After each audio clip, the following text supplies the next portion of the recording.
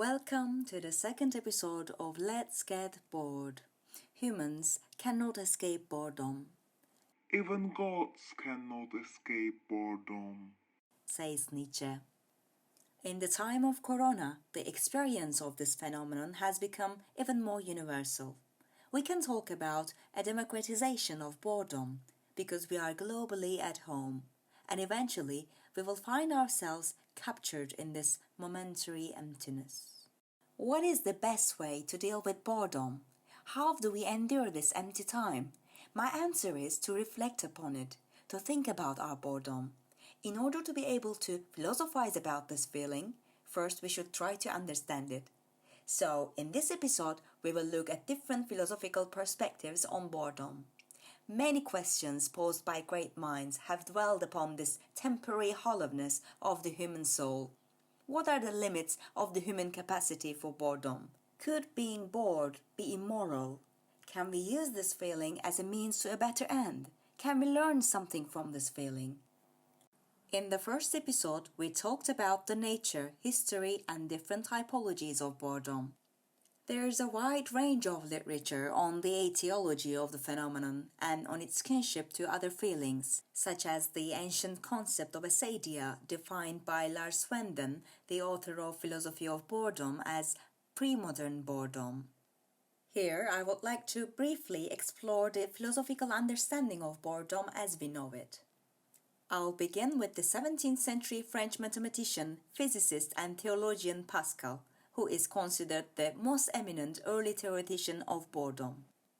Pascal thinks boredom is the natural state of human beings when they are left to themselves. Man finds nothing so intolerable as to be in a state of complete rest, without passions, without occupation, without diversion, without effort. Then he faces his nullity, loneliness, inadequacy, dependence, helplessness, emptiness. And at once there wells up from the depths of his soul boredom, gloom, depression, chagrin, resentment, despair. What a beautiful description of the existential vacuum. Life is a boring nothingness without meaning. But where is this meaning? For Pascal, the answer is God. Without God, humans are doomed to boredom. Pascal believes that all problems of humanity have their origins in this feeling. He says all problems derive from man's inability to sit quietly in a room alone. You see, unlike many other philosophers we shall discuss, he is not blaming boredom itself. Rather, he is pointing out man's inability to cope with this feeling. I think the time we are passing through is very important. We should see it as an opportunity to overcome the inability that Pascal claims. In our homes, without any distraction, by which I mean the virtual world, we should let ourselves be with our own selves and let ourselves bore into the deepest corners of our soul in order to become familiar with ourselves, which may hopefully teach us to stay peacefully alone in a room. Perhaps our boredom is not that bad. On the other hand, Schopenhauer says no, it is bad. He describes boredom as nothing other than the sensation of the emptiness of existence, reflecting only on its evil side. We want something, we follow it, we suffer for it, and then if we're lucky, we seize it. But it does not give us the pleasure we thought it would give. Instead, we reach for the doors of boredom until we find ourselves in another pursuit. Neither the state of want nor the state of boredom is good for us. He says human life oscillates like a pendulum between two evil states, the state of pain or the state of want, and the state of boredom, which is the state of lack of want. They are life's ultimate components, according to Schopenhauer. Just as pessimistic as Schopenhauer, his contemporary fellow philosopher Kierkegaard also seizes the dark side of the phenomenon, depicting boredom as the root of all evil. He goes further than Schopenhauer, claiming that boredom bears an ethical link to violence.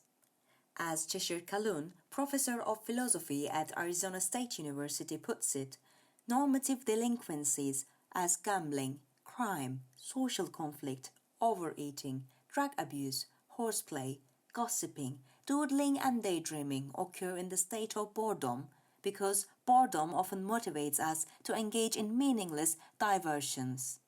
Though I must say I don't particularly see doodling or daydreaming as quite so meaningless as gambling or gossiping.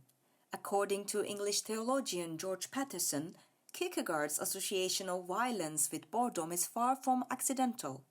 He argues that the line of causation the philosopher draws between boredom and violence does not run from boredom to violence, but from violence to boredom. For Kierkegaard, if one is bored, or if a whole society is bored, Patterson argues it means their boredom is already motivated by violent tendencies towards the world. This argument leads us to an important question. Does that mean being bored is immoral? Although Kierkegaard reflects on the evil side of boredom, he also accepts the triggering potential of it. He finds the effects of boredom absolutely magical. Although the feeling has such calm and sedate nature, he says, it could have such capacity to initiate motion. What does this mean? It means boredom could be used as momentum.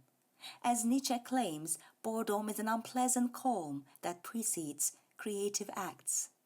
Creativity happens in times of boredom, perhaps because boredom allows minds to be idle, to roam openly and without restrictions, and thus to create free associations, which opens the gates of creativity. There is scientific evidence justifying the link between boredom and creative acts. In the study called Does Being Bored Make Us More Creative?, conducted in 2012 at the University of Central Lancashire by Sandy Mann and Rebecca Catman, it is argued that boredom actually stimulates us to create. The study also confirms the role of daydreaming as a mediator between boredom and creativity. So, if you are bored and determined to use your boredom to be productive, let me tell you about some historical role models who have turned their boredom into creative acts during various lockdowns. During the bubonic plague in the 1340s, Florentine writer Giovanni Boccaccio created the Camerone while he was in quarantine inside his Tuscan villa. The theatre historian James Shapiro claims that Shakespeare wrote King Lear, Macbeth, and Antony and Cleopatra while in plague lockdowns. Another 17th century plague survivor, Isaac Newton, discovered gravity during self-quarantine on his family estate. Norwegian painter Edvard Munch created many paintings during the Spanish flu pandemic. Also contracted the illness in 1919. These are only some examples of individuals who used boredom as a catalyst to achieve something greater than themselves. Let's continue with another philosopher. Heidegger contributes to the subject from a different perspective, using a phenomenological grounding and suggesting that we could learn from this feeling. If we see an educational quality in the experience of boredom as Heidegger does, we can enlighten ourselves. Jan-Erik Mansikka, a professor in the Department of Education at University of Helsinki, suggests that if we hold a Heideggerian approach towards our boredom and see its transformative potentialities, we can brighten our cultural situation. As Paul Gibbs, a professor in the Department of Education at Middlesex University, says, in order to liberate our authentic appreciation of the world around us, we should analyze the structure of our boredom, examine the very cause of it, because it is the only way to deal with this idle state. But humans are adept at finding ways to escape from boredom, rather than enduring it to heighten their existence in a Heideggerian sense. In Heideggerian terms, being held in limbo or being left empty is beyond toleration for most people, which is why people try to avoid boredom. Until now, we have talked about boredom as represented in Western philosophy. Now, I would like to address some perspectives from the Eastern world as well. Contrary to many Western traditions, boredom is well embraced in the East. The understanding of this feeling is much more positive because Eastern traditions acknowledge self-realization or self-knowledge, which is only possible through self-exploration and meditation. Similar to a Heideggerian approach, Eastern traditions encourage boredom. Victor Bicega, a professor at University of Guelph in Canada, claims that boredom is the way the self meditates even before proceeding with a reflective intellectual effort. Vietnamese monk Thich Nhat Hanh, author of The Miracle of Mindfulness, goes even further and recommends adding the word meditation at the end of all boring activities. For example, if you find waiting for your favorite theater company's online premiere boring, he says, you should call the activity Waiting for the Online Premiere Meditation to simply shift your mindset. Robert Pirsig, in his classic Zen and the Art of Motorcycle Maintenance, also discusses the link between boredom and Zen through meditation. Zen has something to say about boredom. Its main practice of just sitting has got to be the world's most boring activity. You don't do anything much, not move, not think, not care.